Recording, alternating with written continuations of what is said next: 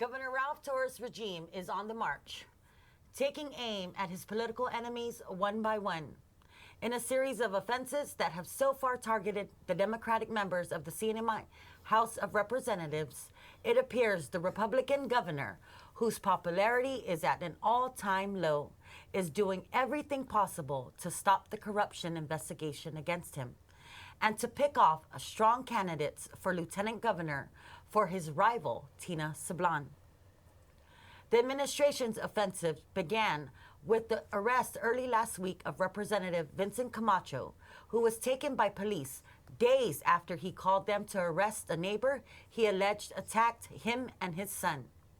The following day, false accusations began circulating against Representative Selena Roberto Babauta that she had taken a personal allowance, which she did not. The attacks against the two members, Ms. Babauta actually is the chairwoman of the House Judiciary and Governmental Operations Committee, which is conducting an investigation into the governor, occurred only hours before the Democratic Party of the NMI announced its selection of Representative Tina Sablan as its candidate for governor of the Commonwealth. Both Mr. Camacho and Ms. Babauta were rumored to be on the short list for lieutenant governor candidate. Following Ms. Sablan's inspiring acceptance message, which went viral throughout the Commonwealth and Guam, Mr. Torres used his official stationery to attack Ms. Babauta. On November 8th, Mr. Torres sent his nemesis and the media a letter lambasting the corruption investigation against him and stating, quote, "I have done nothing wrong," end quote, despite a mountain of evidence of illegal conduct on the governor's part already entered into the official record of the tribunal. The governor did not address a single allegation against him in his two-page letter to Babauta. The laughable assertion and his demand for the JGO committee to provide him a list of questions to which he will respond in writing, rather than appear before the committee itself, flies in the face of his earlier statements welcoming the opportunity to clear the air about the allegations made against him. Even his lieutenant governor, Arnold Palacios, has implicated the governor in criminal wrongdoing.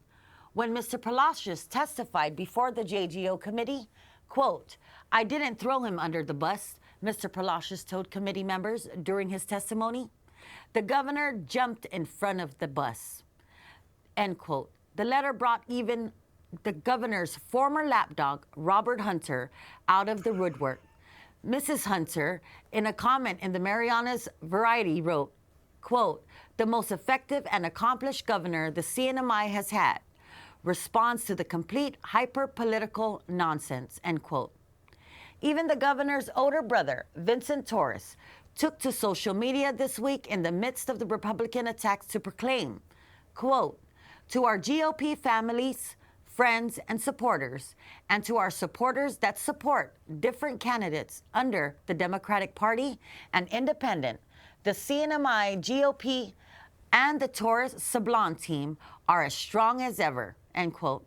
His post followed a letter recently vanquished Republican House candidate Grace Sablan Vallige, released to Speaker Edmund Valdez Tuesday, though the letter is dated on Wednesday, complaining about another rumored lieutenant governor candidate, Representative Edwin Probst.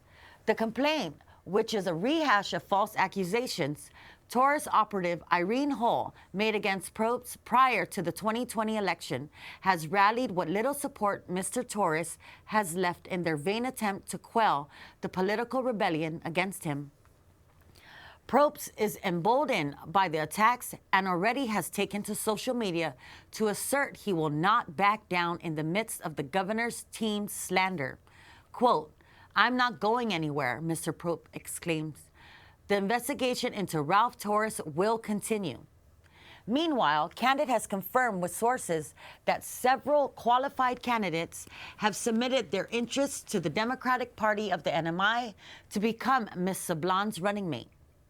Quote, "There is a lot of excitement," the source said. Everyone is talking about how Tina is going to win, and it's only so obvious with what the governor is doing that he is scared of Tina and whoever her running mate will be. Who will be next in the governor's assault? What attempted character assassination will occur next, and on whom? As the corruption investigation continues and the search for Ms. Sablan's running mate moves forward, we likely can expect more attacks from the Torres regime.